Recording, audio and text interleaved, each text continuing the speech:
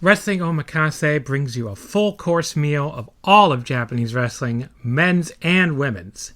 Join me, a Japanese wrestling fan for over 20 years, along with a rotating cast of equally knowledgeable co hosts, as we cover everything from New Japan and Stardom to Noah, All Japan, DDT, Tokyo Joshi, Mari Gold, Sendai Girls, Dragon Gate, GLEAT, Ice Ribbon, and even more stuff.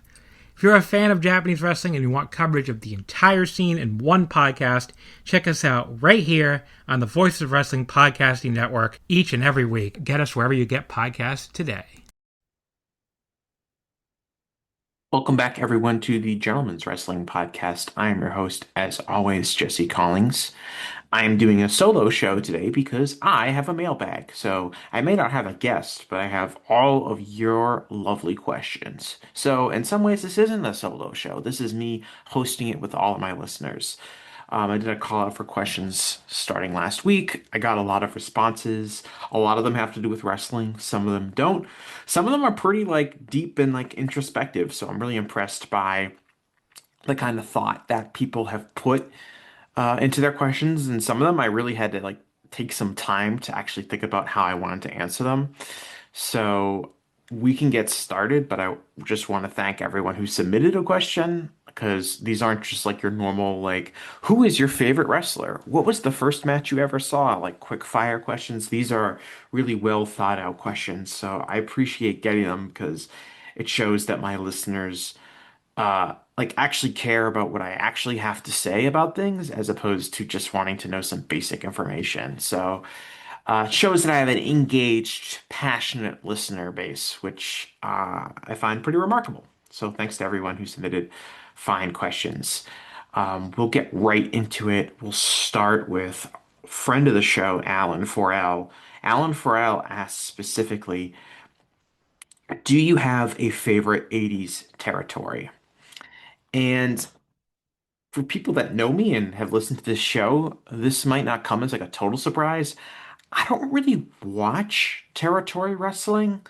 I certainly don't watch it on a regular basis. I don't have any territory where I have like my comfort food where I'm like, I just want to watch something simple or something I've already seen before, something light, something interesting that I know I'll enjoy.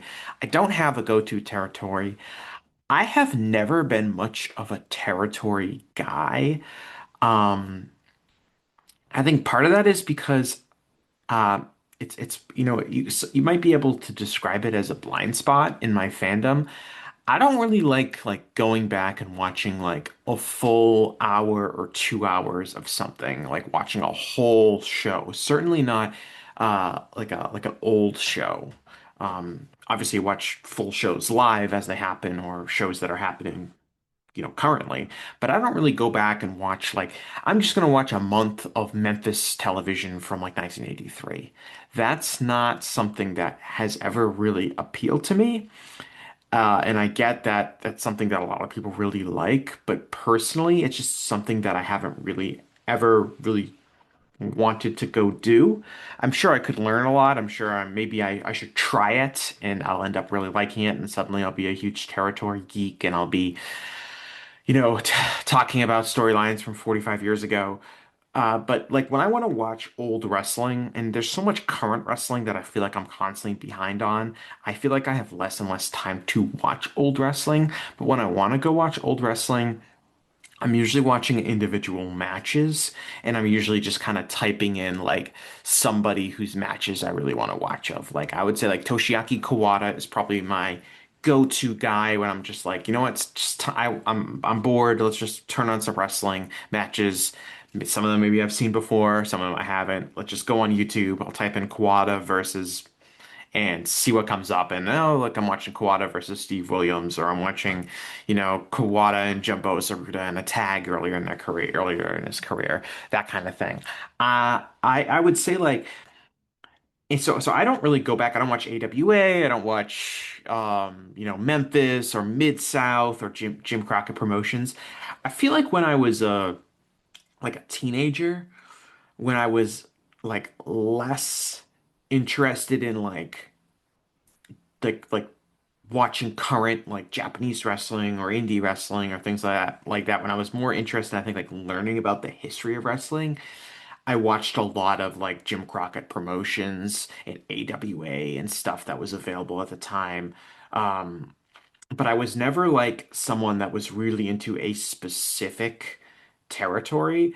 Like the territory that I like watching the most is probably like 2000s Ring of Honor in terms of like having a comfort product that I want to watch. Maybe it doesn't necessarily matter who the wrestlers are, but if I watch some like 2005 Ring of Honor matches, that's probably like that for me is probably how some people feel when they turn on old Mid-South tapes. So maybe part of that might be a generational thing. Part of that just might be a, production thing. I've never really gotten into that kind of like territory stuff that a lot of people are. I'm almost more interested in like surviving tape from like the 60s or before that period than I am from like the TV era or like the national expansion era of pro wrestling. I just It's something that I've never really been that interested in. When like Hall of Fame season comes up or somebody dies, like I will just start watching. Like I think like Paul Orndorff is a good example. Like when Paul Orndorff died, I watched a lot of random Paul Orndorff matches from Florida, from Mid-South, obviously WWF, like to get more like, oh, watch these. Let me understand more about Paul Orndorff. I know a lot about him. You know, I've obviously seen his biggest WWF matches, but let's watch more of his matches, especially outside of WWF. And then I'll kind of sample stuff, but I don't really have like a favorite territory that I'm gonna go and watch all the time. The most wrestling that I'm watching from the 80s is All Japan by far. If I'm going back and watching 80s wrestling, it's gonna be something from All Japan. Um, Part of that is accessibility, part of that is video quality, part of that is just you're going to get so many different types of wrestlers that came through All Japan in the 80s. All basically every major foreign star is going to do a tour there or in New Japan. So that's probably like the 80s territory I like the most is All Japan, but that's not really like a territory in the traditional sense. It's not an American territory, obviously. But yeah, that's probably how I would answer that question. Um, Chris asks, why do you think segments of the commentator slash podcaster class are convinced wrestling is worse than ever? Meanwhile, fans are responding really well to the product in basically every major promotion and many minor ones too. I can't speak to like a whole group of people. Um, I think one thing as a wrestling fan, and just kind of like and this can go for a lot of different types of media, it's actually really hard to convince people that something is better than what they originally think. Like, if somebody is like, I don't really like this wrestling promotion, I don't really like this wrestling match or these wrestlers, or I don't really just like the general direction that certain things are going in. That's a personal opinion. It's obviously being influenced by different factors, but it's a personal opinion at its core. And it's going to be really difficult to convince somebody that, oh, you're wrong because this was awesome and this is awesome and I love this and this is why you should like that. It's just difficult to sell people who are at least informed enough to kind of make their own decisions and judgments on things. So it's hard for me to like debate with people like, oh, you think that AEW is bad? Here's why AEW is good. Or you think that this wrestler is bad? Here's why this wrestler is actually great. Um, and people are going to change all the time. So we're talking about like analysts, like your commentators, your podcasters, your pundits on social media, whoever they are. Um, Something I think about a lot, something that Dave Meltzer said when Dave was doing an interview, I think it was a written interview, with somebody several years ago, and they asked him basically, like, how are you still interested in pro wrestling? Like, you've been watching pro wrestling for your entire life, you've seen so many changes, the product has evolved so much. Like, how are you still entertained and interested in pro wrestling? And he said, the pro wrestling that you like today is not going to be the pro wrestling that's popular in 5 years. And if you realize that, you can change your expectations that wrestling is, if you really like wrestling, and every single person that's like a commentator, or podcaster, or pundit likes wrestling, but they got into wrestling at a certain time, or they got really more into wrestling at another period in their life. And wrestling's not going to stay the same. It is going to constantly evolve. What works is going to influence how other people work. The biggest companies are going to influence the smaller ones. All that is going to happen. And there is a point where you're going to reach where like wrestling's just not going to be for you. And I think if you're talking to like a lot of commentators, like just to use like the cornet class of person before, clearly the wrestling industry has passed those people by. They really like wrestling. Like, who likes wrestling more than Jim Cornette spent his entire life? But what has become popular has just completely passed those people by. And I don't know if they can accept that. It seems like a lot of them can't because they're constantly pining for, the good old days, whatever that was.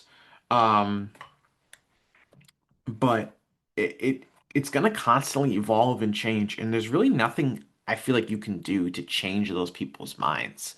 They're either going to adapt and find new interests in wrestling, and maybe they, switch promotions. I used to watch this promotion, but it turned this way, and I started getting into this thing. Uh, or maybe they just stop watching wrestling altogether. But I think eventually wrestling is going to pass most people by.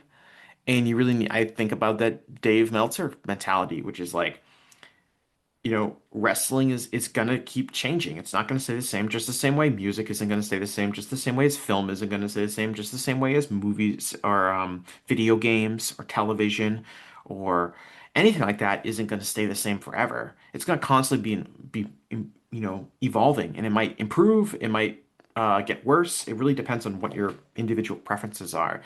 There's some stuff I really like about wrestling in 2026. There's some stuff that I really don't like about wrestling in 2026.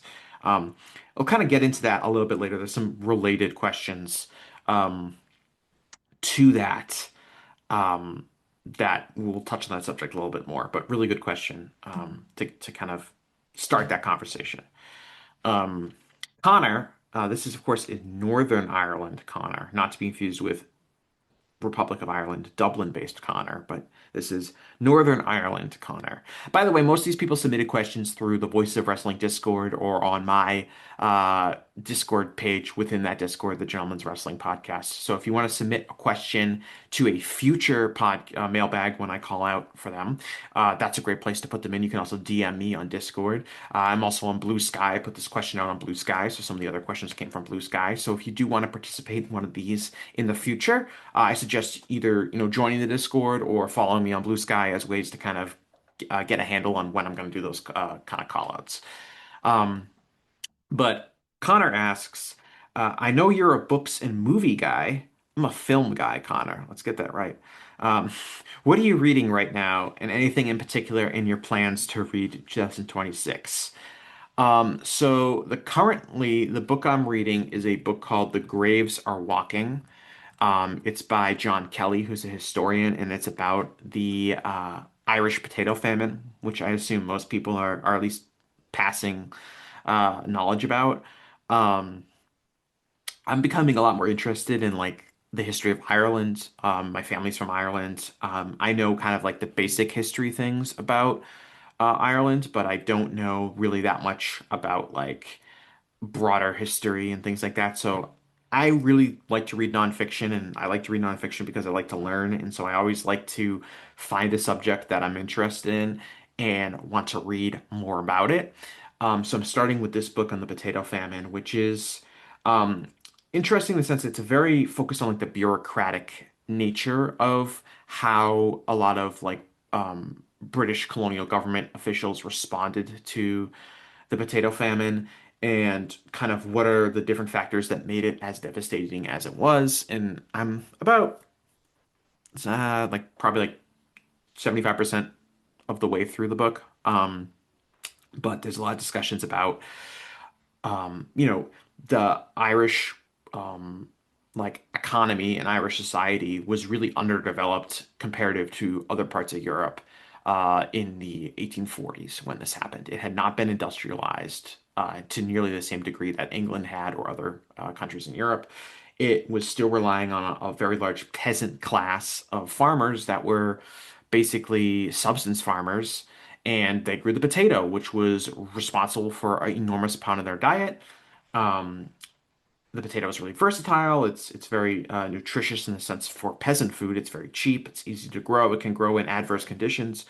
Of course, this disease comes up, kills the crop, and all of a sudden Ireland just kind of devolves into horrifying chaos where everyone is starving, and food prices go up.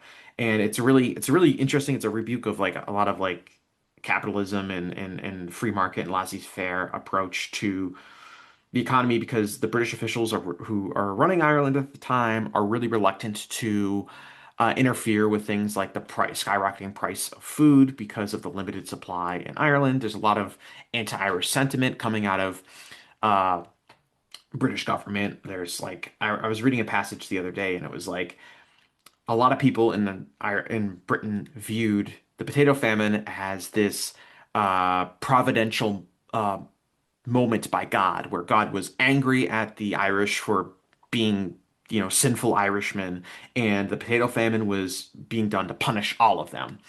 And there was one British official who was quoted as saying he was very upset that Irish people were fleeing Ireland to go to England or in a lot of cases go to America or go to Canada.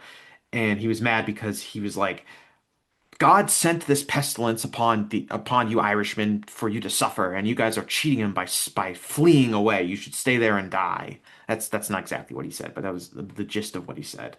And I was just like, wow, these people really hate the Irish, which of course I knew. But I guess if you were a fan of early Victorian era British bureaucratic officials, this is not the book for you because they did not come off across in a flattering light. And just in general, kind of reemphasizes that like some of the absolute worst people in the history of society were like people in the British government during colonial periods. Like they say and do some of the most heinous, awful stuff that's on the level of any like crazy genocidal dictator that you could name. So that's what I'm reading right now.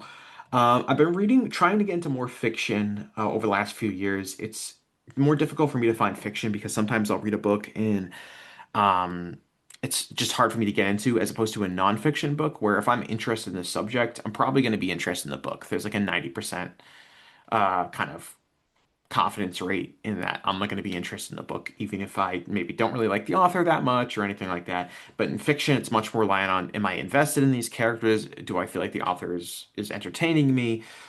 So I'm more reluctant to do that. I will say I really like historical fiction. My favorite author is James Michener, who is probably best known for writing the novel South Pacific, which was then turned into the Rodgers and Hammerstein musical.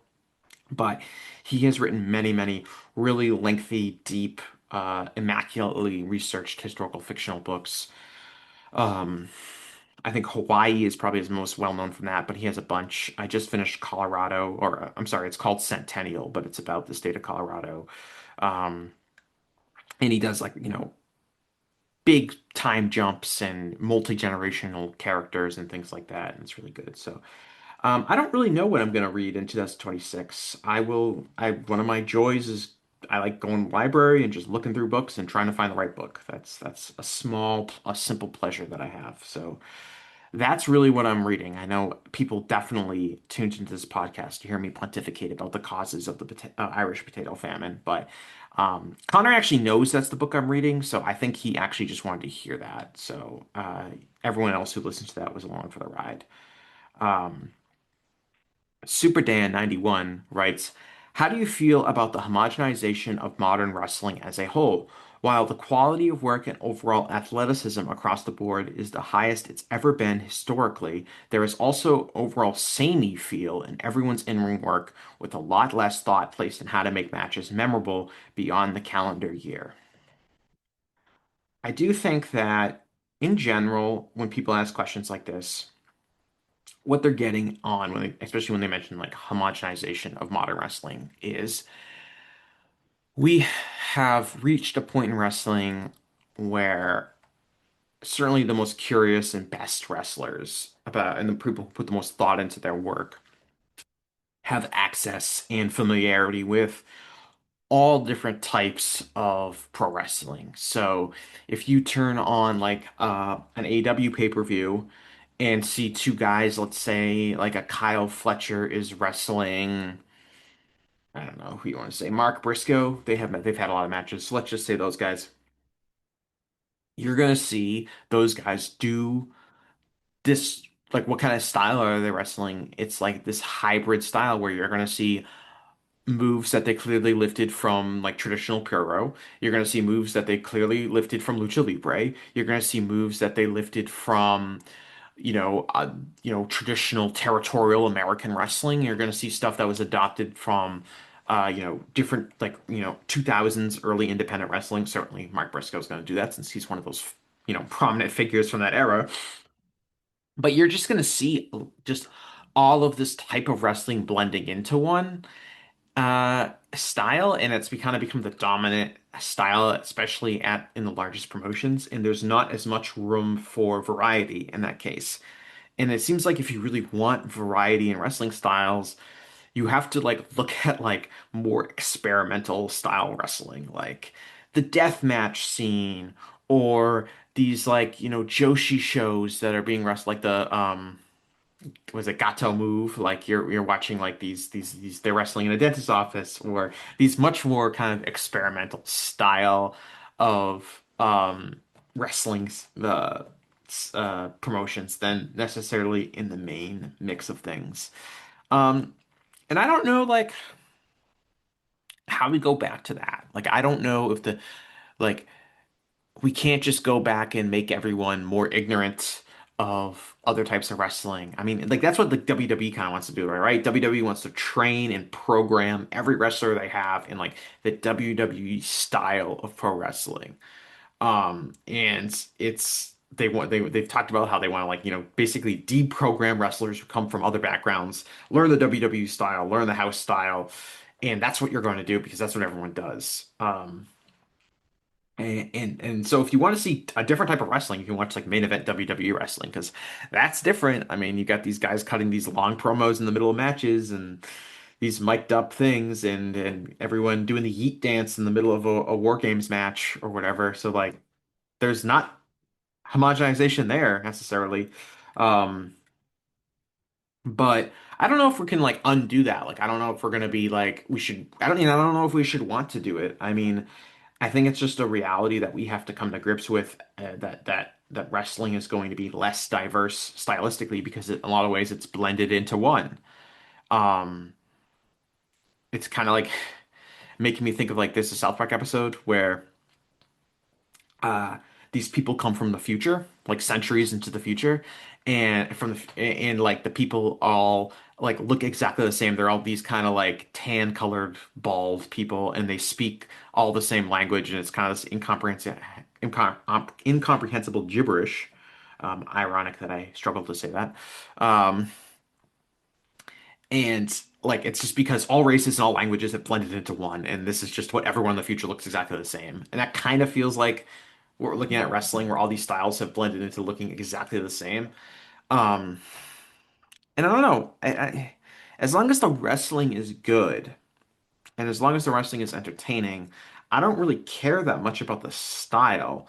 Um, but I think what Super Dan is kind of talking about is like making stuff feel different. Um, And I think you see that more like almost like especially like an undercard matches. Like you'll see more like, okay, this is a match with like a 70-30 layout, right? It's not a 50-50 match. It's not a squash. It's one guy beating up another guy for like 70 minutes and controlling 70% of the match and controlling that match. Like guy gets a little hope spots in, but he loses. It does seem like we're stuck in 50-50 matches, or especially at the main event level, like these like every match has got to be like 20-25 minutes or longer. Kickouts after finishers. You can't have a match now where just one guy hits his finisher and that's it. It's got to be this long dramatic kind of way to pull it out. And we've seen some really, really incredible matches using that model, but there definitely is a sameness to it. And I wouldn't be adverse to at least some experiments in terms of match layout. To like could AEW have a pay-per-view main event that ends in 6 minutes and it's not like like wow, like that would be a risk. Like how would fans respond to that? Like would they get mad about like the match would not being that long? Would there be fans that'd be like, "Oh my God, they squashed so and so because the match was only 6 minutes long"? Like it takes some real courage and conviction to try to do something like that. And I think a lot of these bigger promotions, especially, are risk averse. They don't want to be dragged on social media for it. The wrestlers themselves don't want to try that kind of risky type of layout. But when I watched, there was like a oh, I forget who she wrestles, but it was Chihiro Hashimoto wrestling some other woman in Japan, and like it's a fun match. It's a main event match. It's like 12 minutes long, and she just hits a power slam and wins. And I remember telling somebody at the time, I was like, "Oh, it's really refreshing that that's what the finish of that match was. It wasn't like this super drawn out, trying to do an epic, trying to do Undertaker versus Shawn Michaels at WrestleMania 25 with all these finisher kickouts. It was like, we're gonna wrestle, and then I'm just gonna hit this move, and you're not gonna be able to get up for a 3 count." And yeah, like I'd be okay. I'd be open to seeing more of that just because it would get us away from this stylistic similarities that are very pervasive throughout all of modern wrestling. Um, Avengers 23 says, "We have tons of movies about amateur and professional sports, but we don't have a signature movie about professional wrestling other than The Wrestler. Is this lack due to how pro wrestling is considered low culture? If The Wrestler isn't the most significant movie about professional wrestling, what is? The Wrestler is the most significant movie about pro wrestling. And I think what makes it so what made it makes it the signature movie, what has made it popular is that the wrestler is not really uh it's not really that focused on pro wrestling as much as it could be kind of about any old entertainer. Um you could make the wrestler but make it about a guy who was a rock star in the 80s but is now playing really small clubs in the 2000s, and the movie would probably be almost exactly the same. Uh and I think that's what's made it accessible. I think that it mostly comes down to what Avengers says, which is like pro wrestling is considered low culture. Um, we have a billion boxing movies. I think there are more movies about boxing than any other sport. Um, but the limited amount of wrestling movies is probably due because when you make it, you're like, wrestling's like lowbrow. It's not that interesting to the average person. Some people know it's fake, so they're not going to be that interested in it. The stigma that kind of sticks with pro wrestling, it doesn't stick with other things that we've kind of talked about a lot on this podcast before, is probably keeping it from being made into too many movies. Like the Iron Claw came out. I would say that was a pretty significant movie. It was made by a prestige, movie studio in A24, and it came out around Oscar award season. Didn't really get a lot of award traction, but was, I think, like a really legitimate pro wrestling movie. And that movie is really about pro wrestling. I don't think you could make that movie a similar movie about anything else. It's obviously based on a true story, um, and based on like the Von Erichs and things like that. But um, that is definitely a wrestling movie. I mean, there are other movies that are like really dumb, like Ready to Rumble, that are about pro wrestling to an extent. But I know there's a Ed Asner movie called The Wrestler that he made in the early 70s, which he made like in kind of in collaboration with the AWA. There's a lot of AWA wrestlers in it, and I think Ed Asner, I think he plays a wrestling promoter in it. Um, and it is very much like exposes the business because it doesn't pretend that pro wrestling is real, which is interesting that like Vern Gagne of all people went along with that. Um, but if you're interested in the AWA, which I just told everyone about 10 minutes ago that I was not that interested in, it is a somewhat interesting movie. I don't know if it is available anywhere. But I had a chance to interview Ed Asner for the shoot job a couple years ago, and I asked him about that movie, and he like couldn't believe that someone was asking about that movie because when people interview Ed Asner, they mostly want to talk about like the Mary Tyler Moore Show or him on Lou Grant or like the things that he's really famous for. Um, Not probably one of his more forgettable films, but they started telling me about going to wrestling matches in the 1940s in Kansas City and seeing Luthez and the Swedish Angel, and it was a really interesting conversation. But yeah, I mean, like there's been discussions about like who's. I think there's plenty of like topics for uh movies to be made out of. I know Dave has mentioned like Bruno Sammartino's life is would be an incredible movie because of the way he was raised and growing up in, Italy during World War II and having to I think he lived in a mountain for 2 years and his mother had to sneak out and get food for them and eventually emigrating to America as a teenager and getting bullied and that introducing him into weight training and then obviously becoming, one of the biggest wrestling stars in the history of the business. Um, if that was about someone that wasn't a pro wrestler but was about a musician that was super famous and sold out arenas all the time, like Bruno Sammartino did, we probably would have had multiple movies about their life. But because it is about a wrestler, we haven't seen it. But yeah, no, I think as a film guy, um, like I think there'd be a nice aesthetic story focused on turn of the century carnival wrestlers. The whole take on any challenger. If you could best this man, you win $5 or whatever. Traveling carnival, that kind of aesthetic, could be used, I think, really well for a film. If a filmmaker wanted to take a chance on something, I think a period piece focusing on that kind of the real carny aspect of pro wrestling, from the you know the William Muldoon era of pro wrestling or the Colonel McLaughlin era of pro wrestling. The original Strangler Lewis, Evan Strangler Lewis, all these turn of the century style wrestlers, um, would be an interesting idea for a movie. Um, if I had unlimited money, I'd produce a movie like that. Um, Travis William asks, does cheating matter anymore? It feels like fans only care about the end result and that a heel winning a match by cheating has the exact same legitimacy of a babyface winning clean as a sheet. Um, I think it mostly doesn't. I think Travis is right in the sense that the end result doesn't seem that much different. I think that we just now have decades of the cool heel and people being into cheering for heels that we have the tweener and the anti-hero and that the idea of a wrestler cheating and in general the morality of a wrestler being inherently good or inherently evil or doing good acts versus doing bad acts hasn't mattered in some time in pro wrestling. I think if you look at there was a spot on Dynamite last week where John Moxley was wrestling, now I can't remember who he was wrestling, but he was wrestling somebody good, somebody that was interesting. And now I can't. Oh, he's wrestling El Clone. So he's wrestling El Clone. And I think there's a spot where now Moxley, of course, is a babyface. El Clone is a heel.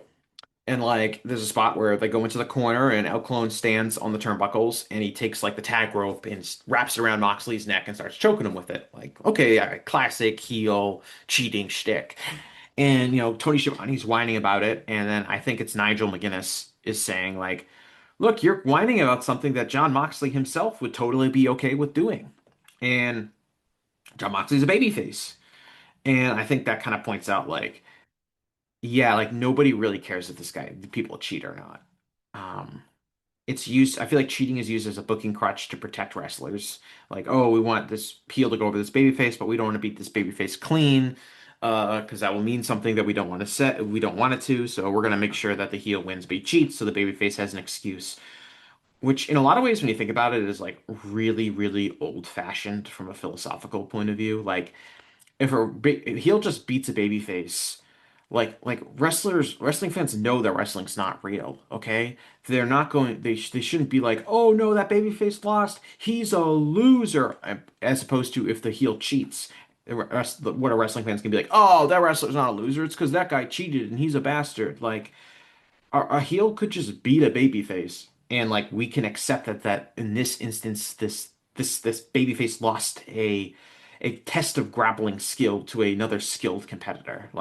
But for some reason we have to protect the business, and be "Oh yeah, the babyface didn't only lost because of cheating."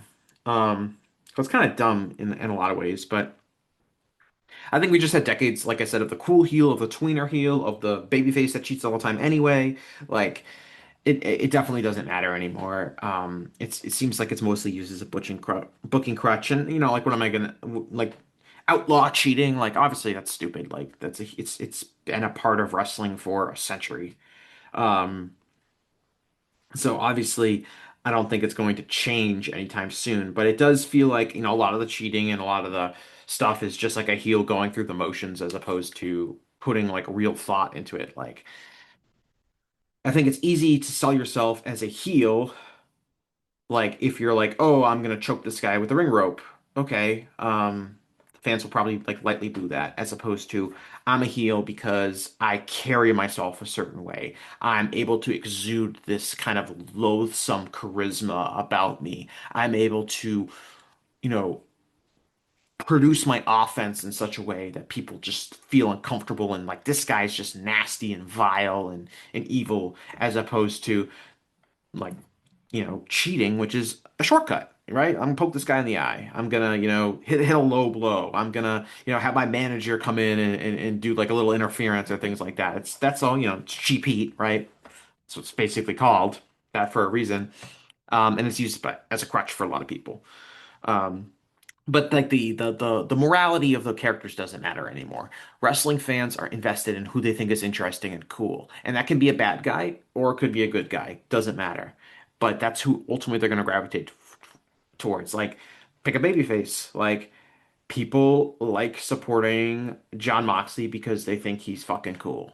Okay? It has nothing to do with whether John Moxley is a cheating asshole or he's the most honest person in the world. Uh, Hangman Adam Page, people like that guy because they think he's cool, right? Roman Reigns, Tribal Chief Roman Reigns, cheated in every single one of his matches, still was the most popular wrestler in the company, basically. Had all his fans putting the one finger in the air when he'd come out. Didn't matter that he cheated every time. People thought he was cool, so that's what they bought into. Wrestling is about doing cool moves and looking like a badass. And you can cheat and still look like a badass. Um, Kaze Ni Nair asks, what are some things from your shoot job that you think pro wrestling could take to enhance himself? This is a really interesting question because I don't really think like this anything from my job being a journalist that would apply like to the wrestling industry in general. Like I wish the professional wrestling industry was more transparent and less secretive. I think that would help the industry in general be more successful, as opposed to the behind closed door atmosphere that still permeates across basically every promotion. But I was thinking about this, like, let's just focus more on wrestling media because obviously there's a direct comparison between the work I do and the work that's going on in the wrestling media. And I jotted down like just a couple things. Like one of the ones is like, and I talk about this all the time, like be professional and take pride in your work. If you are work producing any type of work in professional wrestling media space, whether that is you're attending a show live, filming something or reporting on something, whether you're working as an aggregator for one of these numerous sites, whether you're producing a podcast, whatever, you're writing an article, whatever you're doing,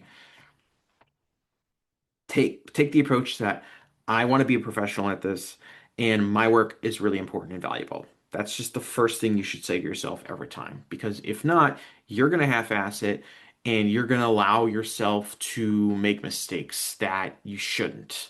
And you should hold yourself to a high standard and you should like really take pride in I'm going to try to produce the best product, whatever that is, the best piece of content that I possibly can. Um, the second thing is and like from like a be professional perspective, like don't be like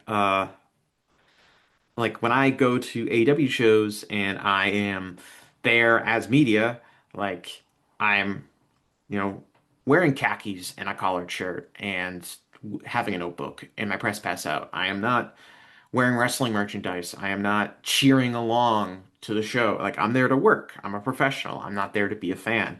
I was talking to my parents the other day about how I may have the opportunity to attend a World Cup game as media because the World Cup is obviously coming to the United States. It's coming to Foxborough, and I was talking about it with my employer about potentially getting to go to a game and covering it. I think like the Ghana versus England game would be interesting because Worcester, Mass, which is the city I cover has a large Ghanaian population, and we could profile some of them as they go to the Ghana versus England World Cup game. Because when else is Ghana going to be playing a national soccer game, 30 minutes from where these people live? And I was telling my parents that, and I was like, oh yeah, and they'll be interviewing England, so I'll get to interview like Harry Kane, who most people know. I'm a huge Tottenham Hotspur fan. Harry Kane's one of my three or four favorite athletes of all time. I'd love the chance to meet him.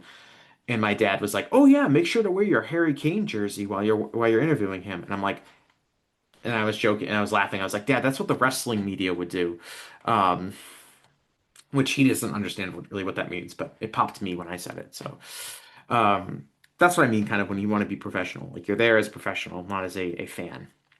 You can be a fan. Like I'm a fan of pro wrestling, obviously, but you're there to be professional first. Another piece of advice, ask difficult questions. A non-answer is still an answer. I don't know how many times we've heard this rebuttal when people talk about the questions back when people like Paul Levesque took questions from the media, which he doesn't anymore. Like, why would I waste my question on something he's not going to answer? Well, if he doesn't answer it, that is still an answer. If, quick story, had an opportunity to potentially interview Linda McMahon last week. She was supposed to come to one of the school districts that I cover for my shoot job. And she ended up not coming for like really dumb reasons that I won't get into here. Uh, but I was like saying like, oh, like if she comes, like I want to ask her about the Ring Boy scandal. Like she's currently named in this lawsuit for rehiring Mel Phillips, who she allegedly told that he could have his job back as long as he stayed away from children, which he didn't do. And I wanted to ask her about that. And I very highly doubt Linda McMahon would offer a substantive answer to any question regarding Mel Phillips and the Ring Boy scandal. But even so, you got to ask the question because if she said that she had no comment on that question, that's going in the paper. That's going in the newspaper that she's involved in this lawsuit and she's named for this incident that involved a pretty, allegedly pretty serious sexual assault on minors. Uh, that would be that we got a report that she has nothing to say about that. So always ask difficult questions. A non-answer is still an answer. Another important tip, understand what is news, what is gossip, and what info is relevant to your readers. I know that it can be really tempting to post like very clickbaity things and little pieces of gossip that will attract readership. I know that this whole thing is just a rat race, which I'll talk about in a second, to try to generate as much, clicks and interest and retweets as possible. But I think in the long run, it's obviously more sustainable for you to build an audience that trusts you, that knows that when they follow you on social media or they go to your website or they watch your YouTube channel or they listen to your podcast, that your stuff is important, that your stuff is relevant, that your stuff is not just trying to squeeze something out of like fleeting fan interest. And I think that's an important thing. And like judgment's so important. Like judgment is so important as a journalist. It's one of the most important skills, especially if you're working in one of these like news aggregation fields or you're getting information from somebody. Like understanding, okay, how important is this to my readers? Is this going to be something that people are going to be interested in? How factual, how much can I confirm? How much of this information is truthful that we can feel comfortable running it in a news setting?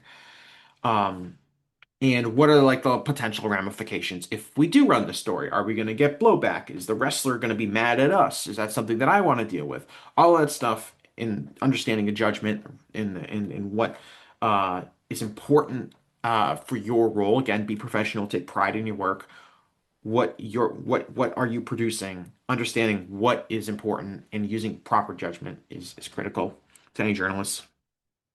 Um, and then lastly, I think it's going to be really difficult going forward. I think to make like to break into the wrestling news industry as like a news aggregator or as a content creator. Um, the industry's going away. Things are being consolidated. Websites are being sold. Um, Fans are going to be, peddling. being pushed towards a few companies that control media. This is across the sphere. And just in general, like for my job and seeing what we're trained on and like kind of what's being pushed. And people talk about like, oh, AI is going to replace your job. AI is going to write things. And like that's maybe true. But you know what AI is already doing? It's controlling SEO. It's making sure that all of our articles, articles that are being written are written not for people, but written for machines, you're writing it for the AI algorithm of some search engine to enjoy it and slap it on, recommended for people searching things, for people that are using Google Discover, for people that are looking for something on any kind of social media search feature. Everything is being done because you're trying to basically write for machines who will then hopefully, cross your fingers, relate that to real humans who presumably are going to eventually, I guess, pay for your content. It just seems like we're really fucked on a lot of these different things. Um, but yeah, that's I don't know, advice, uh, things for my shoot job, I guess that might apply to the wrestling media. Um, Tail Avery asks, discuss your top three favorite New England winter activities outside of skiing slash snowboarding. So this is interesting because I'm obviously a big skier. That's definitely like my primary activity, I would say, that is inherent to the winter and obviously done in New England. I ski a bunch. I'll be skiing. I'll be going up to Vermont this weekend, to ski again. But other things I like to do in New England in the wintertime. So let's think about this. Like, I don't really like doing a lot of other stuff outside. Like, I don't snowshoe. I don't snowmobile. I don't play like pond hockey. I don't go ice fishing, like these other kind of recreational activities you do in the wintertime. So I picked these are like three kind of like simple pleasures that I get out of the wintertime. Um, I like just walking through the city and feeling that cold air and take it all in, especially if it's like the weather's not that great. Maybe it's, wintry mix is coming down or something. But I like, I'll take my lunch break. I'll go and I'll do a little lap around the building, in downtown Worcester. And I will just, take a few deep breaths and really like get hit with that cold air and just, I don't know, it's just something that I find very relaxing about it. I think like there's just like this kind of inherent toughness that comes from the cold, right? You go outside and you get hit with that, it's 20 degrees and your skin gets immediately reacted to the cold. And you take that breath and you feel all that cold air in your lungs. And I just think I don't know, builds character. Um, Obviously, I like it when it's nice outside. I like when it's warm outside. I don't begrudge anyone who is like, yeah, I love living in an area where, it's always, at least 70 degrees and sunny. But there's anyone that lives in like a northern city, I think might be able to relate to like, there's just something about the growing up, especially if you grow up in the area, like, this is my this is my city, this is my weather, this is how I was raised. I was born in this cold climate, and I am going to appreciate this. I don't know, it's very vibesy. It's kind of hard to describe. Um, Also vibesy, like we got a lot of snow this year. We've gotten storms of 20 and 16 inches respectively, on two different occasions. So a lot of shoveling this year. I love the days where get hit with a ton of snow. You spend all day inside because you can't really go anywhere. And then you go out and you just bust your ass shoveling. Uh, that nice feeling of cleaning off the driveway, getting your car brushed off. Even if it's a lot of work, that there's just this nice relaxing feeling of you're inside all day, you go out, you feel that fresh air, you work up a sweat, you do hard work, and then you get to come back inside, take a nice hot shower, put on some pajamas, drink some coffee or hot chocolate, whatever, and relax again. I'm the kind of person that obviously likes like my cozy time and likes relaxing, but I also um like I can't sit still for the whole day. I need to at least do something each day. So this is a really nice compromise where you do get to relax and chill inside, but you also feel the satisfaction of putting in some hard work that comes with shoveling. And once you kind of get to after that feeling afterwards, where you come and take a shower and then you get to warm up, there's just a nice sense of satisfaction that I wouldn't have if I lived in an area that had nice weather all the time. Lastly, I like taking a hot shower, and I like taking a hot shower.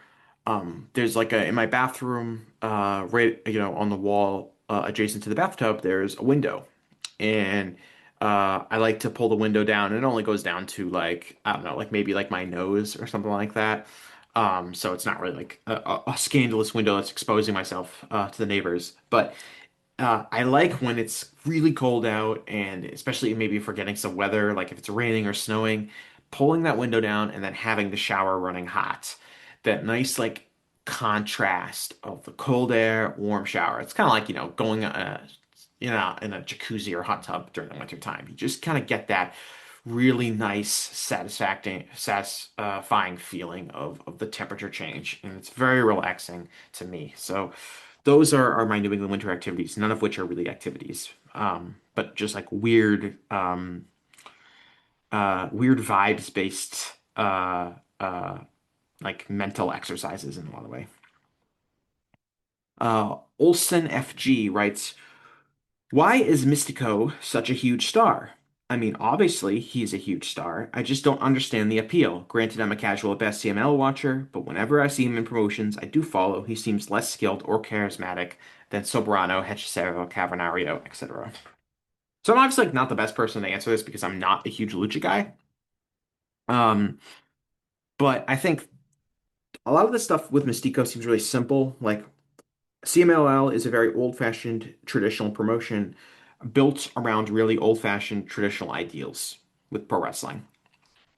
And Mystico is, in a lot of ways, a throwback to like a Hulk Hogan or a Bruno Sammartino or your typical super babyface character who is always the most pushed guy, always the top guy, pretty much never loses, knows how to work the crowd, knows how to fire up the audience, knows how to get them on his side, knows how to, work with his opponent to get heat on him so he can make his comeback.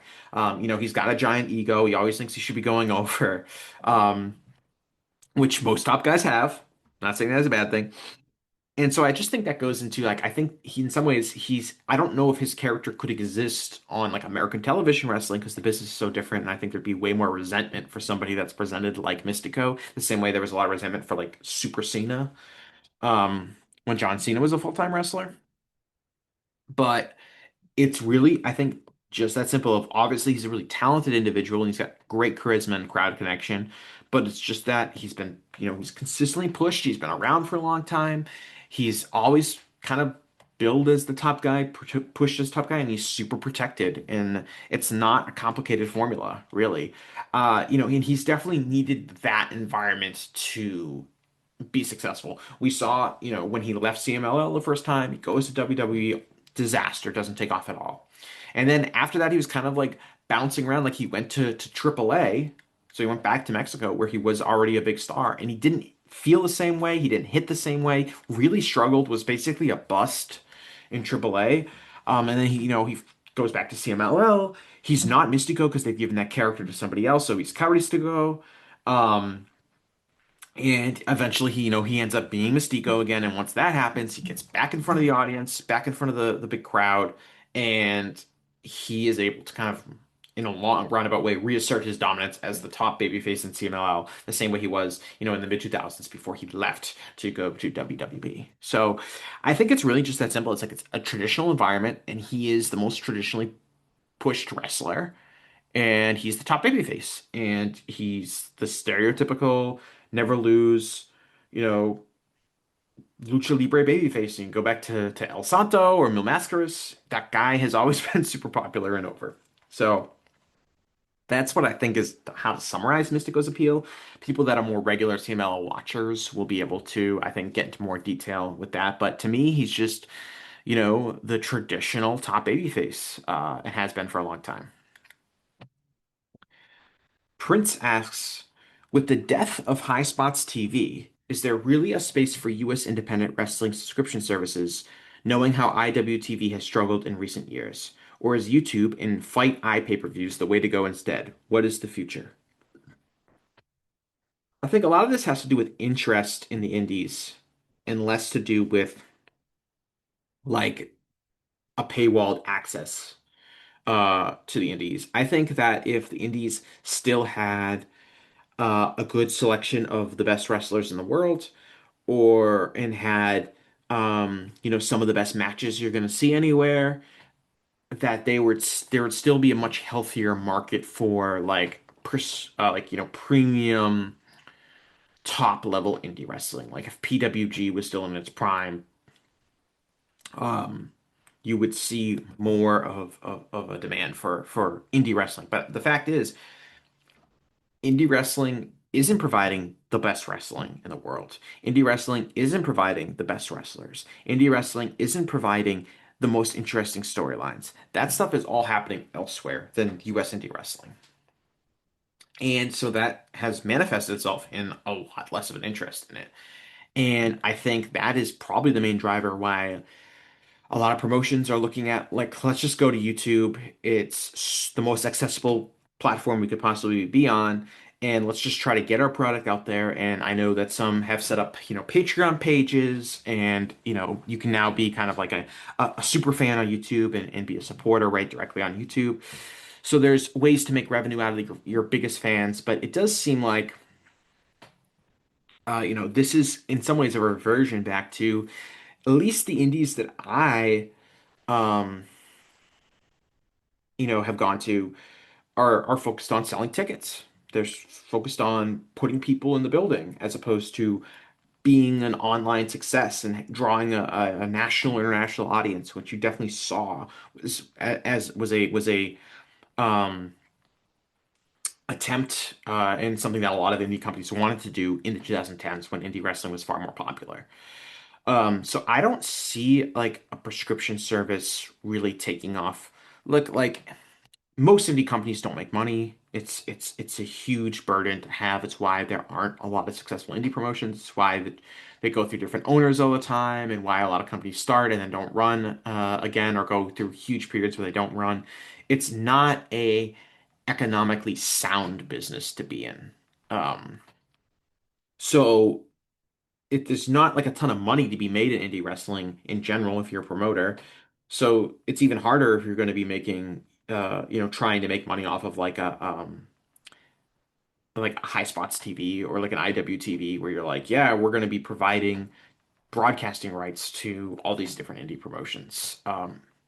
It's just really difficult. I think YouTube is the way to go because it's at least giving fans an access point that if they want to invest further in their shows or they want to go to a show, um, my local indie, Chaotic Wrestling, which has been around forever but seems to be at least growing under new management, and it seems to be more professionalized as opposed to just kind of being like a typical like wrestling school based indie. They probably do about 200 fans on the shows that I go to, and they pack them in there. They run a Sons of Italy hall, which for people who don't know, is like a an Elks Lodge or a Lions Club or Rotary Club kind of hall or VFW hall, but it's for founded by Italian immigrants, which is why it's called the Sons of Italy. Um, so like they draw pretty well, I would say, for a local indie that isn't really relying on that much outside star power. Like I think like the last show that they had on Friday, like Tasha Steeles was like their name wrestler that they brought in, someone who had wrestles in TNA occasionally.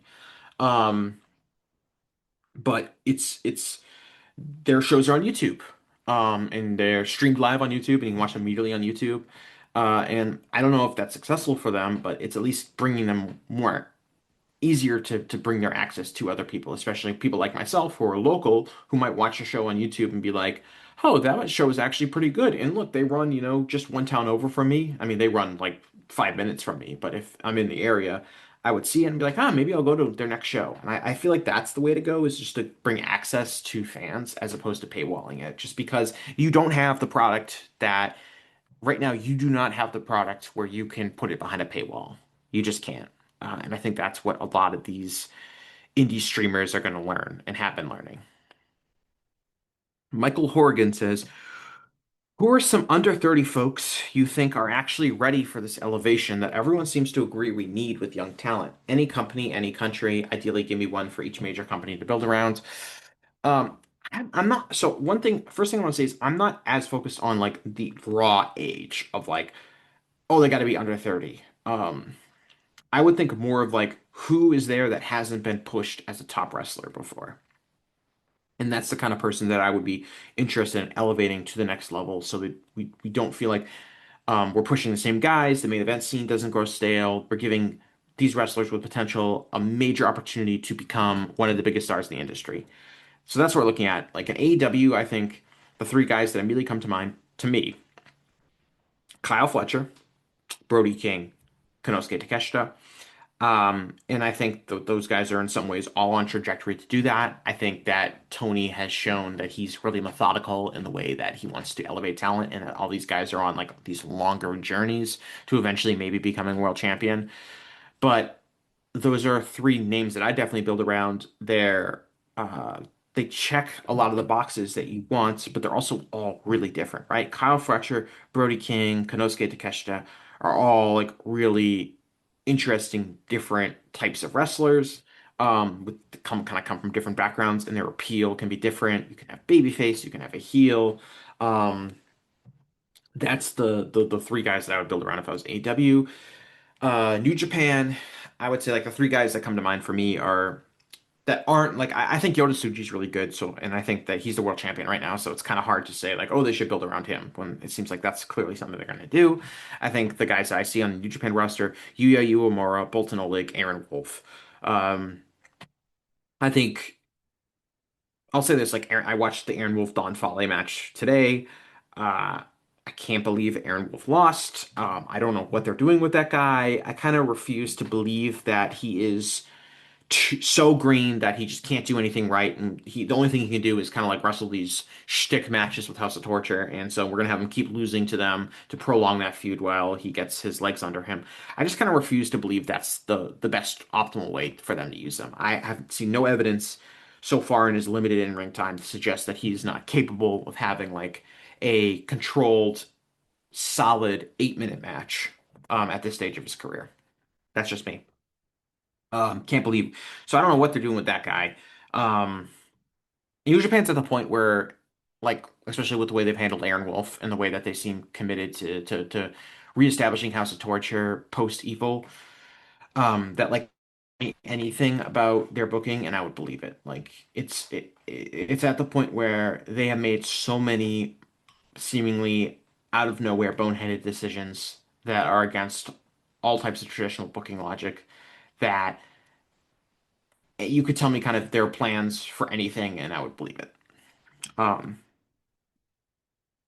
uh, I talked a lot about Bolton Oleg last week or on last episode with J. Michael, so I'm not going to really reiterate too many points. Other than that, I think that he is someone that really needs to be protected in his booking because he's so physically impressive, and he's so athletic and smooth that it strains credibility for him to not just win every match in 5 minutes because he just comes across as such an incredible athlete and ass kicker. Um, in Yuya Uemura, I think, like I said, everyone, I think, pretty confident. Again, can't rule anything out with New Japan booking that Yuya Uemura is going to be pushed as a big star. So I feel good about that. WWE, it's really hard because they've done such a shit job of establishing um, these younger guys. Like I think to me, Braun Breaker's a super prospect. I think he's really, got great physicality, great look, comes across really sincere and as a badass.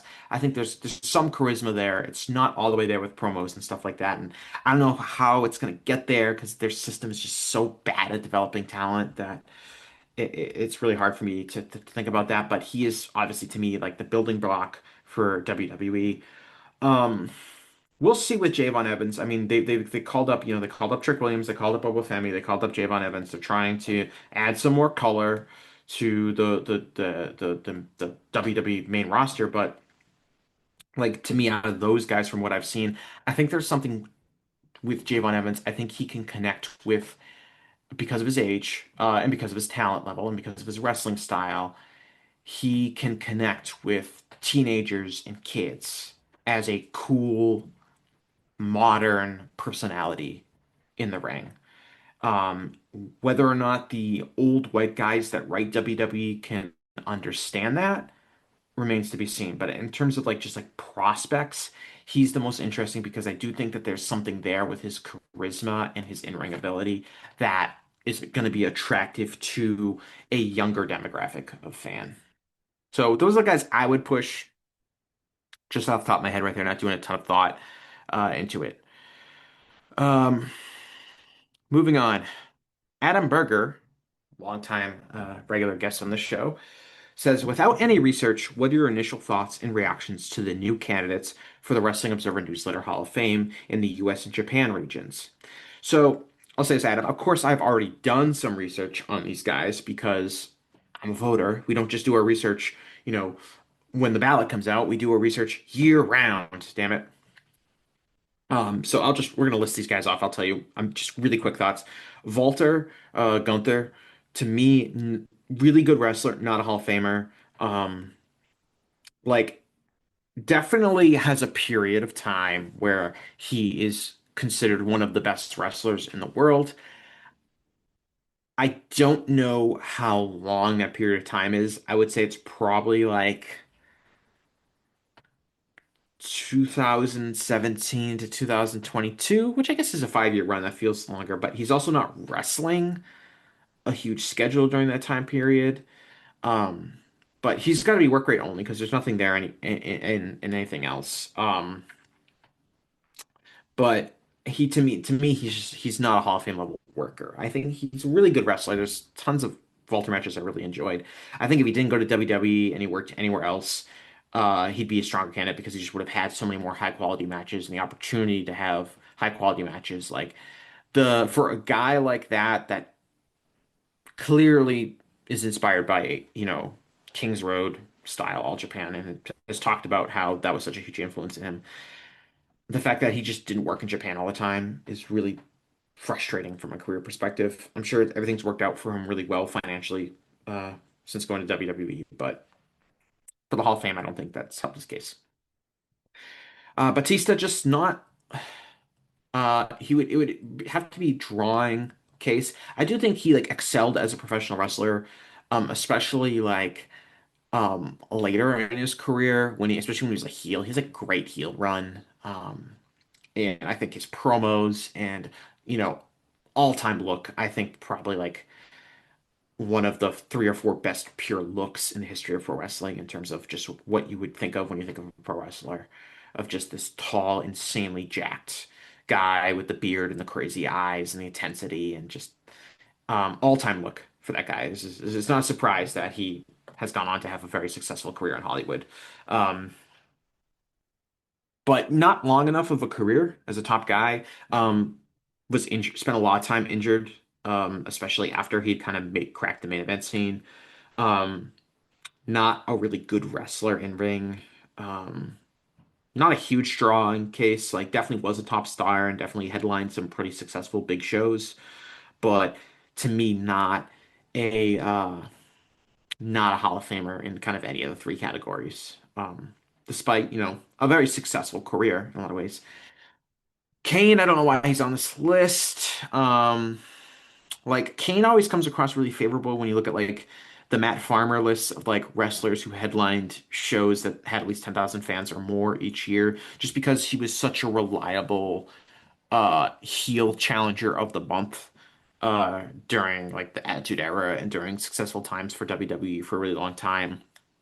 So if you want to look at like that, there's some level of drawing case, but I don't think that he is a Hall of Famer in any way, shape, or form. Um, so to me, that's someone who's not going to get that much of a consideration from me. Booker T, kind of similar to Kane.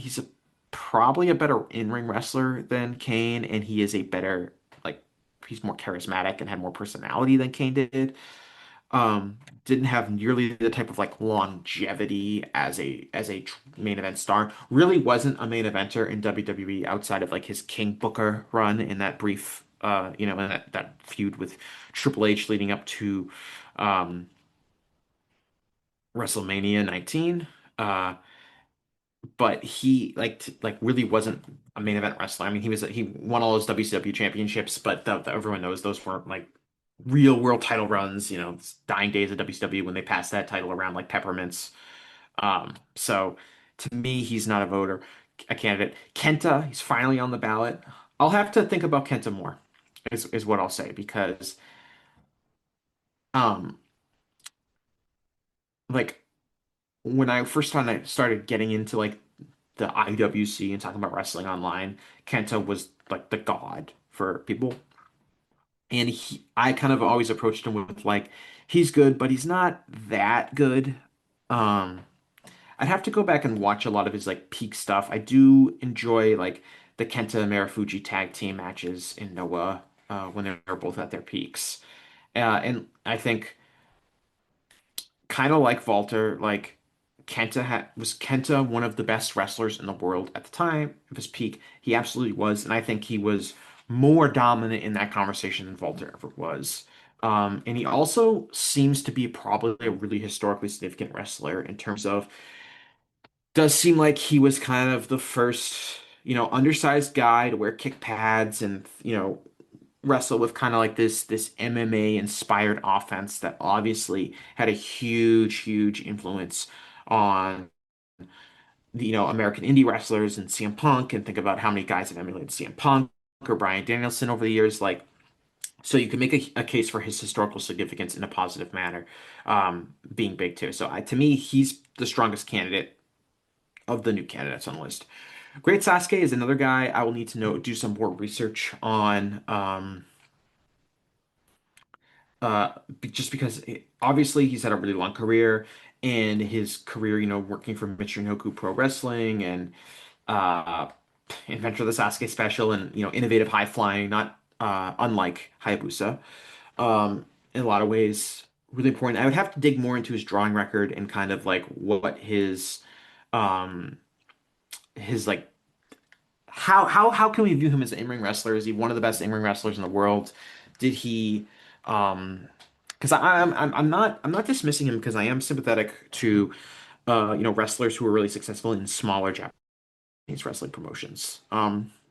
Especially excellent workers. So I'd have to do more research on him, but he has an interesting case, especially if you consider his historical significance for being, part of that wave of 90s innovative high flyers. Tom Nakano, don't know a ton about her. To be honest, like haven't done a ton of research. Like just my initial reaction to Tom Nakano is I know that she is um, a Joshi wrestler.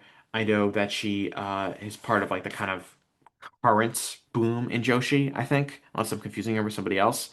Um, I probably have seen her in matches. I'll have to check through like my logbook to see. I'm sure she's been a part of some excellent matches. I don't know that much about her. I'd have to do more research. I feel bad not saying anything because it's possible that I end up actually voting for her, but I can't say that yet.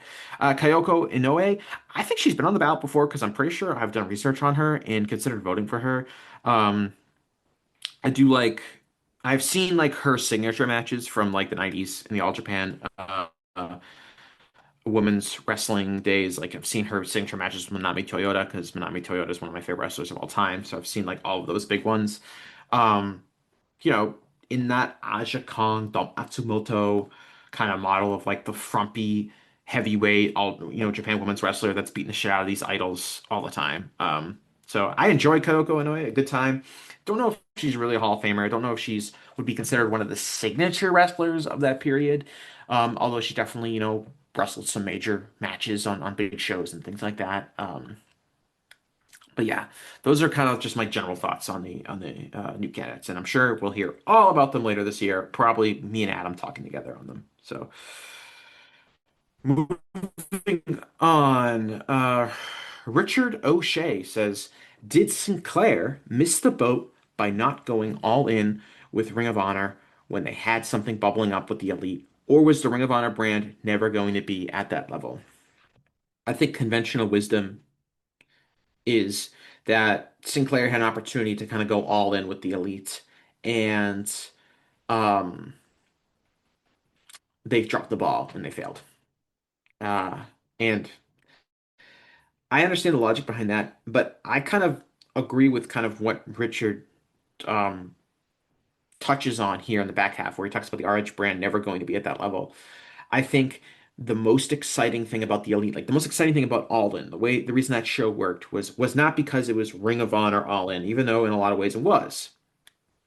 It was because it felt like something new. It was not just another Ring of Honor show. It was the attempt to create this new thing. We didn't actually know it was going to end up, creating a whole new major pro wrestling promotion because there was going to be a billionaire wrestling fan sitting in the front row being like, yeah, this will work. I'm going to pour millions and millions of my family's money into this project. We didn't know that was going to happen. But the reason it felt so big was because felt like a new fresh thing that had never been done before. And Ring of Honor, was an old brand that had been around for a while and had been established at a certain level. And it's really difficult to suddenly get people invested in what they feel like is a known quantity, which is Ring of Honor is like a third tier pro wrestling company. And I love Ring of Honor, so I don't want to say that as an insult, but I just do think that the brand was never going to get it there to the degree. I mean, Ring of Honor, they had the New Japan connection, they had the Elite, they had Kenny Omega on their shows, they signed Cody, they had him on his shows, they had all those guys, but it needed to be put into a different package, and that package was not going to be Ring of Honor. That's why, like, was the card at All In dramatically better than the card at like the show they ran in New Orleans that set their attendance record that drew like 6,000 fans, which I think was like Kenny Omega versus Cody Rhodes. It's mostly the same wrestlers on both shows, but one of them was a Ring of Honor show, and one of them was this new exciting thing. And I think that's why all AEW was able to come in and be successful is because there was so much momentum for a new exciting thing, not just a better version of something that already existed. And so I don't like a lot of people say like, oh, Sinclair could have done more, and they absolutely could have done more. They could have been more aggressive in the buildings they ran, although they ran Madison Square Garden, so I don't really know. Um, I mean, obviously they ran it with New Japan and things like that, but I think um, they probably could have been more aggressive. But I think like honestly, everything worked out for the best in that regard. Um, I mean, it didn't work out for the best for the Ring of Honor brand, but that has a lot more to do with the pandemic and things like that that were unrelated to this question. Slight Confused says, "What letter grade would you give wrestling as a whole?" That's a very simple question. It's all it is. What letter grade would you give wrestling as a whole? I thought about this for a long time. What's an appropriate letter grade? And I said a B plus. Um, and I say that because there were some things that I'm really concerned about in pro wrestling. But overall, I am entertained by pro wrestling. I don't find like I'm getting tired watching this stuff. I don't feel like I am like just there's nothing that interests me out there. I think that in most cases, the stuff that I watch has been entertaining, has been exciting. I think we have some interesting new wrestlers coming into the fold. Um, I wish the business wasn't so lopsided and being dominated by a few promotions, but uh, like AEW has its faults, but oh my God, like can you imagine if AEW didn't exist and like we just had WWE in America as a major company and like whatever New Japan would be like, would they be much better off if AEW didn't exist and they still had some talent, but would some of that talent have gone to WWE? Like it's hard to say, but like compared to other eras where the choices that we had as wrestling fans were so limited, I would feel like things are really good. They're definitely better from like a diversity perspective, right? We have way better women's wrestling than we have ever had, especially in the United States at least, than ever before. So, but like AEW, I feel like is a really good promotion that entertains me most weeks and produces excellent pro wrestling matches and has interesting characters and wrestlers I like. And that's a major, well-funded promotion that's not going anywhere, so that feels good. New Japan, I know I just railed on their booking, but the thing about New Japan is that they still do a lot of stuff that I really like. And I'll probably never like quit New Japan because there's still that wrestling style and a lot of good wrestlers on the roster and exciting people that I do want to see. And so they're doing, even though there's a lot of frustrating aspects to New Japan, I still think there's a lot of positives for that company. Um, the indies aren't what they once were. But you know what? I watch some of these indie wrestling, and it's definitely like I'm not watching any five-star classics or anything, but I still find ways to appreciate it. And the YouTube, as I discussed, is really accessible, so it's way easier to find all this stuff. than before. I don't watch Joshi much, and I don't watch CMLL that much, but it seems to me like the fans that do watch those shows absolutely love, what's going on in Stardom and what's going on in CMLL and some of the other Joshi promotions, Tokyo Joshi Pro. I know, Stardom had the whole split with Marigold, and there's probably some divisive feelings regarding, that split impact it had. But it seems like the people that are in those circles really, really enjoy that. So, um, like WWE shit, but they're always going to be shit. So, like, I would say B plus. Like things could be better, but I think like overall wrestling is entertaining me. Um, do I have like a utopic ideal in my head where like things could be a lot better if we just did X, Y, and Z? Yeah, but given the realities at hand, I think that we're in a good spot. EE says, would it be better for wrestling shows to go back to 1 hour format, even if they have multiple shows across the week, or just a 90-minute show? Um, like as a consumer, like yeah, I'd be interested in like wrestling, weekly wrestling, especially AEW being less time consuming, right? It's hard to make 2 hours for Dynamite, 2 hours for Collision, and then more time for the pay-per-views every single week. I'm not going to be able to do that every week. I'm going to miss some stuff, and I'm also going to miss, some of this other stuff if I want to watch other promotions. Um, I think most wrestling fans, in a lot of ways, would pine for less content just because it makes stuff easier to watch and this to be like feel like a more manageable hobby to be fulfilled by. Um, that being said, we'd have to think of the ramifications for that, right? If they all went to 1 hour format, would the companies, especially like AEW, wouldn't be nearly as valuable to their television partners. So they would have less of that inherent financial security that comes from television deals because they're only producing 1 hour of television. So would a weaker AEW or I guess a weaker WWE, would that be better for the wrestling industry? I think a lot of people would say yes, but we don't really know the answer to that, so it could be no. Um, Another ramification would be like if we go to 1 hour, what is being cut, right?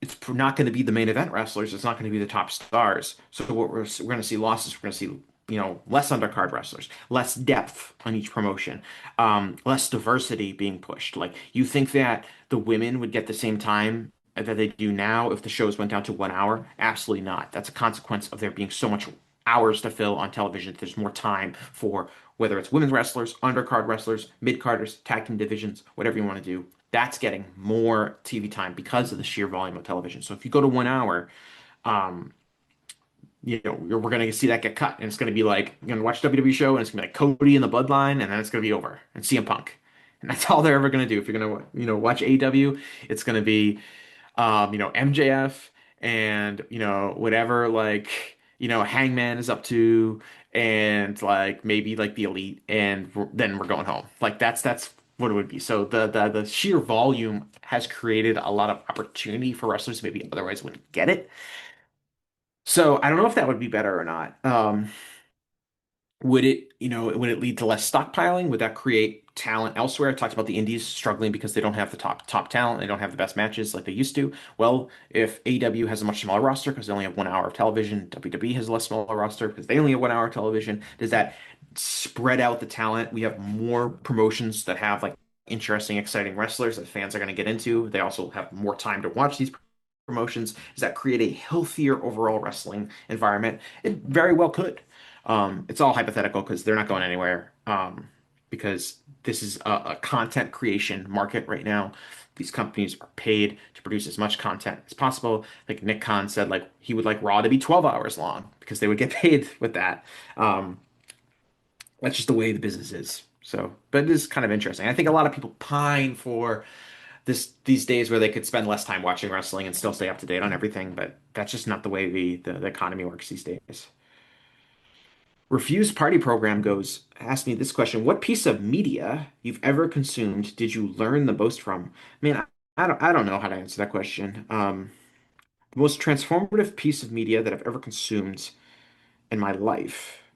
Um, when I was a kid, I read Bill James's Baseball Abstract, which some other nerds would be familiar with. It is this gigantic 1,000 page book that is essentially like a breakdown of the history of baseball.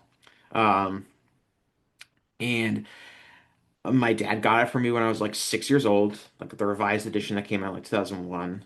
And I've been poking and reading it ever since. I think that it like created this like historical interest in me. I want to know more about something. In this case, it was baseball and baseball history and these all these players that make up the history of baseball. Um, and I think getting a chance to discover that in this gigantic book that was way too big for me to read, when I was a kid. But I think that it started me down a path of curiosity of learning about different things, and especially when it comes to sports, wanting to know as much as I can about something, reading, listening to people, thinking about all this stuff from a historical perspective. And that has led me to probably influence my life in a lot of ways and probably indirectly led to me becoming a journalist and wanting to learn and know more about things, which is ultimately, you know, the crutch of my job is that. So the Bill James Baseball Abstract, very informative, kind of semi-related. It's a very different style of book, but Bill Simmons's Book of Basketball, which came out, much later. I read that, as a teenager.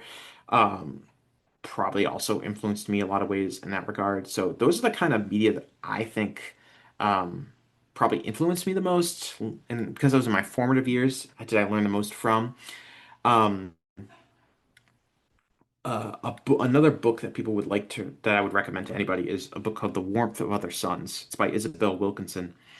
Um, it is a book chronicling the history of the Great Migration, which, if you're unfamiliar with it or if you're not from the United States, the Great Migration touches on a period of time roughly between 1900 to 1960, where enormous amounts of Black Americans left the South, where a lot of them had lived their entire lives, and moved to the North or the West Coast or the Midwest, or basically to get industrial jobs. So it was like, all these people moving up from Mississippi to Chicago or to Detroit or to, San Francisco or any of these places. And the reason I bring it up is it's a really interesting book and it's about an interesting topic in American history, but really touching. It's just incredibly written. It's incredibly researched. I think she spent about 10 years doing interviews with just hundreds of different people, and it's written over a long period of time. So she's interviewing people who immigrated during different periods of the Great Migration and went to different parts of the country and came from different backgrounds and had different successes and different failures. And it's a really, really wonderfully written book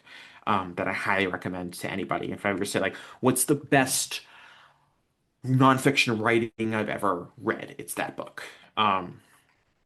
She has a follow-up book. It's called Cast that came out a couple years ago. That's a much more of like an academic book writing, like she's defending a thesis as opposed to a piece of journalism, which is how I would describe The Warmth of Other Suns. But highly recommend it to anyone that's interested in it. Someone else asked me this question. I feel bad because I actually forget and couldn't find where this question was asked, but I know it was asked last week, and I think it might have been refused party program, so I lumped it in here at the bottom, but it might not have been, so I apologize in advance.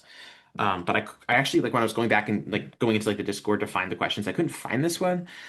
But I swear this question was asked of me. So someone said like, and this is the gist of the question because I don't remember the exact words, but it said, as a fan of American sports and European sports, how do you think sports would fare without a draft, instead used a more European style for talent dispersal?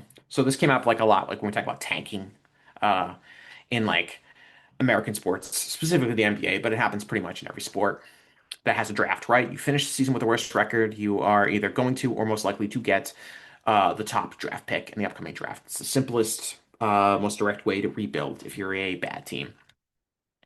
In Europe, which of course uses the relegation model for European soccer, this can't happen, right? Because if you finish in last place, you get literally booted out of the team and replaced the best performing teams from the second tier. So this can't happen. So it's always one of those things where like European fans are always puzzled of how American fans can tolerate this because it's a problem that doesn't exist in Europe because of the way their system works. And in Europe, the talent dispersal is way, way, way different in the sense of, I would say like um the closest thing is like Americans, so European, it's just kind of like a free for all, right? When you're getting young players, you can just sign them kind of at any time.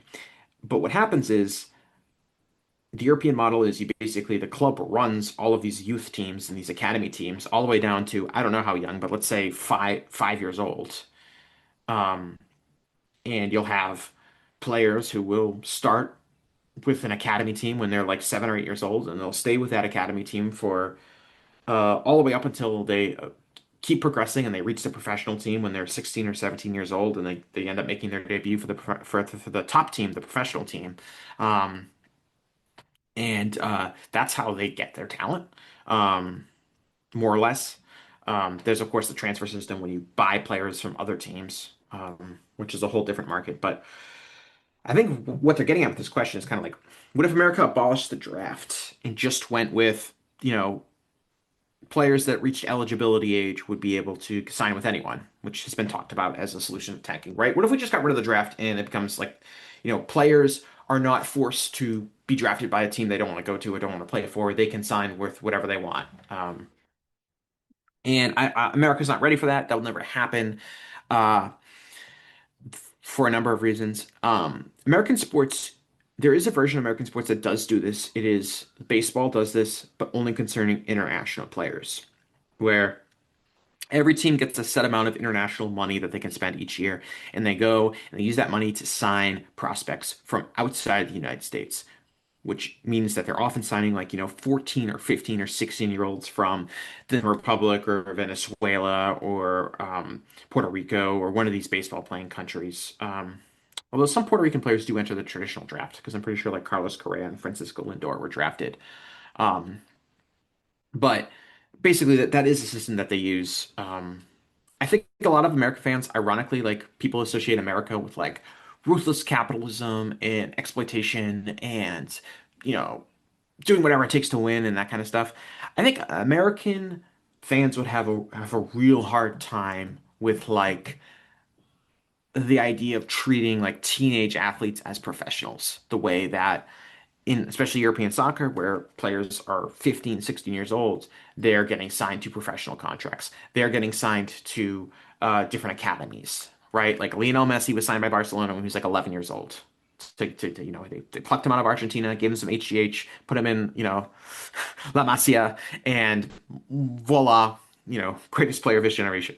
Um, so I think Americans like would have a hard time like acknowledging that these guys are going to be professionals, because like I remember people were talking about this like with like it was DeAndre Ayton was the character. It was right before the draft, which would have been what, like 2017, 2018, the Luka draft, which DeAndre Ayton went number one overall, and they were talking about like him as a professional. It's like, okay, he played a year in college, now he's gonna be a professional. Is he gonna be ready to be a professional? And someone pointed out, like, if DeAndre Ayton was born in France instead of he was, he's from the Bahamas, but instead of, essentially being an American basketball player, like he would have been a professional player when he was 15 or 16 years old. Instead, we live in this world in America where it's like, are we sure that a player who's 19 is going to be mature enough to be professional? We're worried about paying college athletes who all, have to be at least 18 years old. There's a real concern about, making those kids famous and giving them a lot of money and those kids making poor decisions and things like that. I don't think in America, for whatever reason, we are not comfortable, we are not ready to professionalize children at a younger age. The way that it's just culturally seems less important. Um, in European sports. I remember reading second Harry Kane mention of the podcast. I was reading like I think it was like a Players Tribune article written by Harry Kane. He talked about as people who are soccer fans will know that Harry Kane was originally in Arsenal's academy. And he eventually got cut by Arsenal's academy, and he signed up with Tottenham's academy, and then went on to become one of Tottenham's greatest players of all time, club's all-time leading scorer, and it was kind of like always this joke, like, oh, he was really an Arsenal fan, which Arsenal's Tottenham's biggest rivals. Um, but I remember in the Players Tribune, Harry Kane talks about how devastating it was for him to be cut from Arsenal, and he didn't even know if he was going to be a professional soccer player, and he, went to the park with his dad and broke down in tears, and it was this whole thing. And then, like, it turns out that like Harry Kane was like 9 years old when that happened. And it's like, okay, that's crazy that like he's thinking about his professional soccer career might be over when he's 9 years old. Like seriously. And it's just different in Europe. So I don't know. I don't think America would stomach it. And there's all sorts of problems with competitive balance. As much as um, American fans complain about their sports leagues and the competitive balance in those leagues, it is far, far more balanced. All four major team leagues are so much more balanced than European soccer. It's not even close.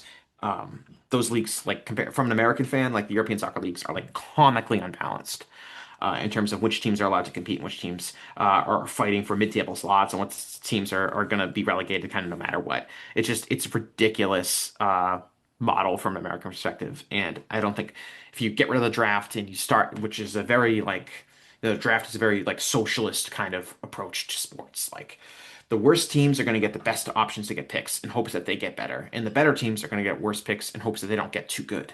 Um, it's Karl Marx would be proud of the American sports system. I can't say the same about the European model. Um, anyway, those are my answers to that questions that someone asked. Um, and this is the last question I have for this podcast. It is from S. Dakota Jones. It is a non-wrestling question, so people who don't want to hear me talk about this can log off. Um, but he says, um, hold on one second. He says, "What are some?" Oh, went away again. Apologies for this delay.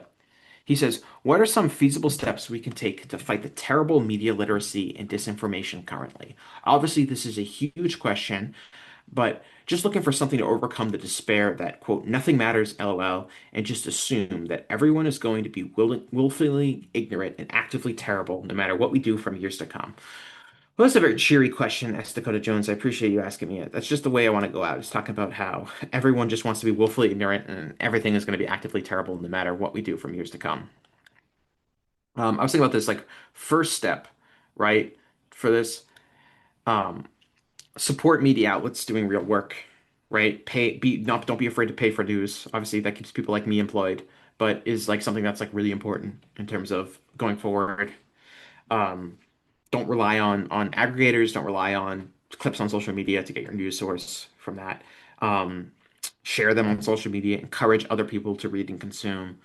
Um, And I think a big step is like take it upon yourself to challenge the people in your own life about information. If you hear somebody talk, oh, I saw this. Okay, where did you see that? Okay, like, do you think that's going to be a reputable source? It might come across as really annoying at first, but it's a way to kind of change the conversation from just believing everything people see online or not people who have limited media literacy falling for uh, not like I'm not even saying like AI slop, but like a tricky headline, a biased outlet, even just poor reporting in general. Um, but kind of challenge people who you're talking to about where they're getting this information from and what, you know, why that might not be the best way for them to get their information. I think like the kind of human outreach and engagement factor are really important. I don't agree with like, I think it's dangerous to assume people like want to be ignorant and that they're not going to care about the issues. I think your focus should be to try to work to inform them on the issues and then focus on the barriers that prevent people from caring, right? People are too distracted these days. People are, getting their information from non-reliable sources. How can we beef up those sources? The more I think about this as a journalist, seeing what's happening um, at the local level, and then also think about like the national, international level, the consolidation of these news sources, right? We're going to be headed towards a world where the Ellison family owns CBS, but now they also own CNN, and we're going to start seeing these media sources be, which are going to be, very politically slanted, uh, owned by a few handful of billionaires. Um, so how do we combat that? And I really do think the future is going to be nonprofit news. There are already some really good nonprofits out there, especially at the local level. I see like I work for a big conglomerate. We abandoned some communities, stopped covering them altogether, closed their papers down, and those communities have been replaced by nonprofit newsrooms that maybe they only have one or two employees, but they do a good job with what they can covering their local communities. And you also see that at the national and international level. And I do think that's the future is going to become from smaller news organizations, ones that are working as nonprofit that don't exist at, as a piece of meat that a private equity firm can scrape all of the value out of and then dump. Um, and so that's where I think the future is going. So support your nonprofit newsrooms as well.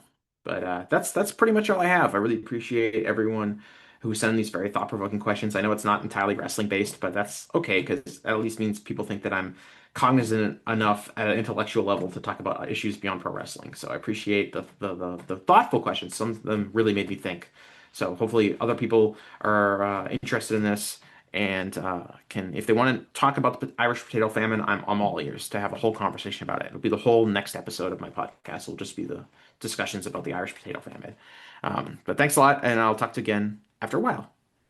Hello, do you like New Japan Pro Wrestling? Are you a Shin Nihon freak? If so, check out the Super J-Cast with Joel and Damon on the Voices of Wrestling Podcast Network. And even if you fucking hate New Japan Pro Wrestling, listen to the Super J-Cast anyway. Not just for our great show reviews, analysis, and pastrami sandwiches, but there's also usually some dick jokes somewhere in the obligatory opening 30 minutes of absolute nonsense we chat about every single week.